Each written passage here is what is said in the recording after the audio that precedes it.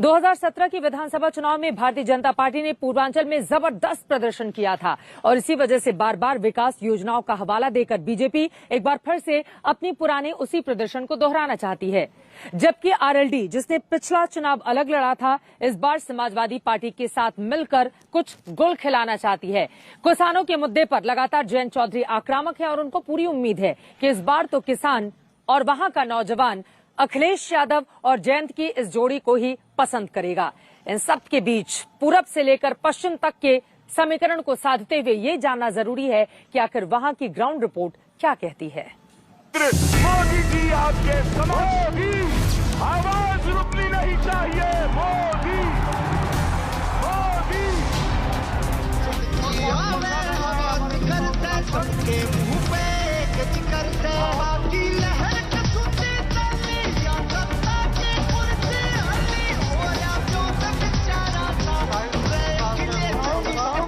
जो पैदा करे खाई, समझ लेना वही है भाजपाई। मंच पर बज रहे गीतों में जयकारों और चुनावी नारों के बीच अखिलेश यादव का ये बयान पश्चिमी यूपी में विपक्ष की सियासत का पूरा सार है। जो पैदा करे खाई वही है भाजपाई।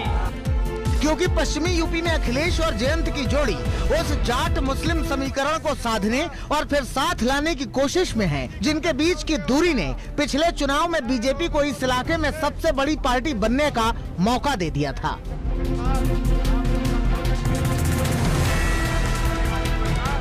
साल 2017 के चुनाव में बीजेपी ने पश्चिमी यूपी की 110 में से 88 सीटों पर जीत हासिल की थी, जिसकी बड़ी वजह 2013 के बाद जाटों का बीजेपी की तरफ झुकाव रहा।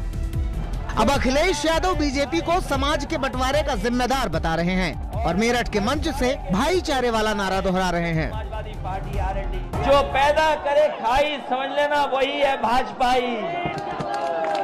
जो पैदा करे खाई वही है भाजपाई। और अगर भाईचारे के लिए कोई खड़ा है तो समाजवादी पार्टी आरएलडी भाईचारे को मजबूत करने के लिए खड़े हैं।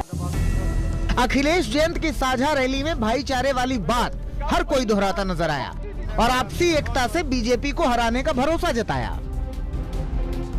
जो खास बातचीत है वो आपको हम टोपी दिखाते हैं। ये है टोपी जिस पर लिखा हुआ है भाईचारा जिंदाबाद, और तमाम लोगों ने ये टोपी आप पहन भी रखी है। ये भाईचारा जिंदाबाद का नारा क्यों देना पड़ा? भाईचारा जिंदाबाद का नारा इसलिए देना पड़ा कि उत्तर प्रदेश की योगी सरकार भाईचारे को खत्म करके हिंदू मुसलमान के नाम पे चुनाव लड़ना चाहती है।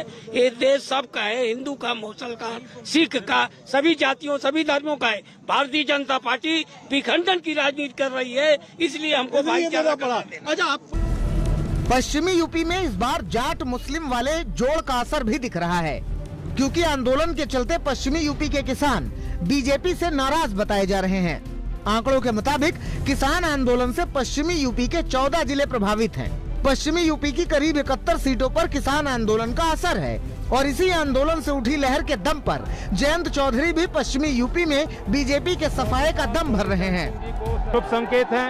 उत्तर प्रदेश के नौजवान तरक्की चाहते हैं, नौकरी चाहते हैं, विकास चाहते हैं, यहाँ के किसान न्याय चाहते हैं। जिस तरह से हमने किसानों की लड़ाई लड़ी, 2022 का चुनाव किसानों के लिए करो या मरो का चुनाव है। उधर जाट मुस्लिम के साथ बीजेपी नेता 2013 के दंगों की याद दिला रहे हैं। जनता विकास को साफ देख रही है, जनता कामों को देख रही है। जनता ने इनके 12 से 17 के शासन को देखा है सपा के, और जाटलैंड में भी देखा है। 13 में किस तरह का भीषण नरसंहार हुआ, कैसे सपा की सरकार ने जाटों के साथ सलूक किया। जाट 500 साल की बात नहीं भूले हैं जी, बात समझ लो। जब मुगलों ने जाटों के साथ जो सलूक किया, तो जाट 13 की बात नहीं भूल सकते। बीजेपी पहले ही कह चुकी है कि किसान आंदोलन का चुनावी असर नहीं है। फिर भी अगर यहाँ लड़ाई कड़ी हुई तो बीजेपी ने इसकी भरपाई पूरब से करने की पूरी तैयारी कर ली है। यही वजह है कि बीजेपी के बड़े नेताओं के साथ साथ पीएम मोदी भी लगातार पूर्वांचल का दौरा कर रहे हैं और बीजेपी की जीत का दम भर रहे हैं। निवेशक दिल खोलकर यूपी में निवेश कर रहे हैं। यही डबल इंजन का डबल विकास है। इसलिए डबल इंजन की सरकार पर यूपी को विश्वास है।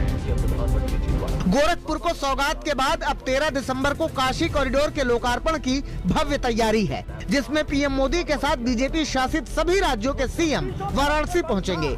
बीजेपी पूर्वांचल के सहारे सत्ता वापसी का जोर लगा रही है, साथ ही विपक्षी दलों के परिवारवाद और क्षेत्रवाद वाली सियासत पर सवाल उठा रही है। पार्टी के बारे में हम क्यों विचार करेंगे और जनता क्यों विचार करेगी? जनता ईमानदारी के नाम पर वोट देगी, जनता विकास के नाम पर वोट देगी, जनता राष्ट्रवाद के नाम पर वोट देगी। जातिवाद, क्षेत्रवाद, व्यक्तिवाद, परिवारवाद, वंशवाद और गोत्रवाद या ट्रस्ट के नाम पर तो वोट नहीं देंगे ना। क्या आप गुंडागर्दी करना है राज्य के अंदर? क्या लूटना है? क्या किस लिए हम वोट देंगे? पूरब से पश्चिम तक पक्ष और विपक्ष अपने अपने समीकरण बिठा रहा है और यूपी में जीत के लिए हर दांव आजमा रहा है। गोरखपुर से कुमार अभिषेक और मेरठ से कुमार कुणाल के साथ आज तक ब्यूरो।